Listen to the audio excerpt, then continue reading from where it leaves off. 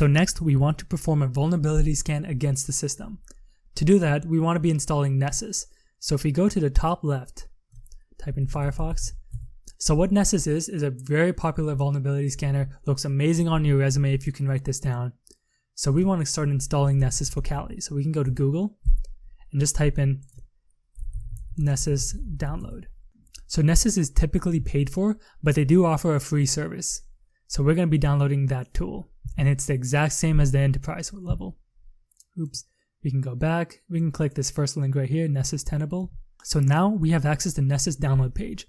We want to be able to find a Nessus Debian package for Kali Linux, so we can just type in Control F and search for Kali. So if we scroll a little bit more down, we can see Nessus 8.1 for Debian 6, 7, 8, 9, and for Kali Linux. Perfect. So by default, what the difference is between these two packages is i386 and AMD 64. That just has to deal with the type of processor running on your machine. We are using VirtualBox.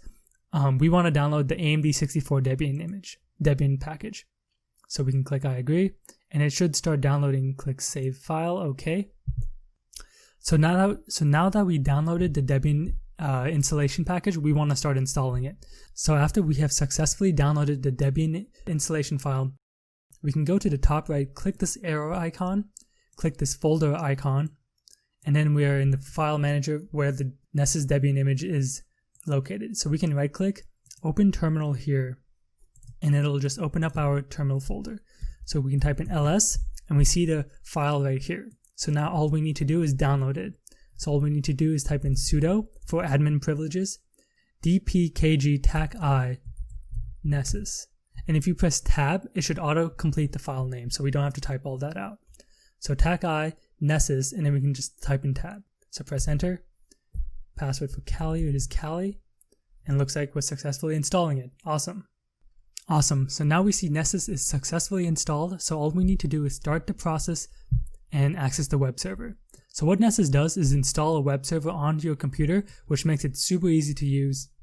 So all we need to do is take this command, copy selection, and we want to start the process.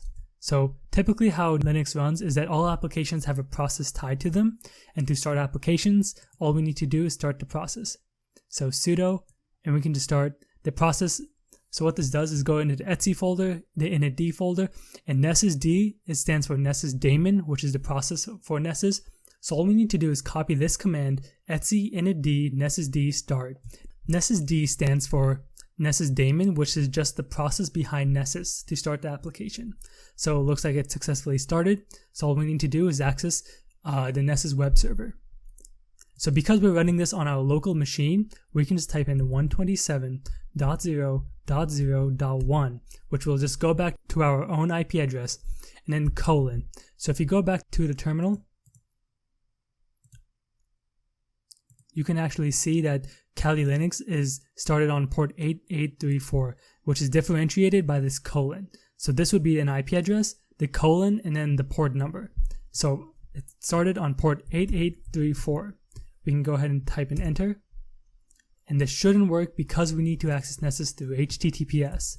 So we can just type in https://// and we should be good to go. So now Nessus does take a fat minute to install completely. So I will see you guys in the next video. Thank you.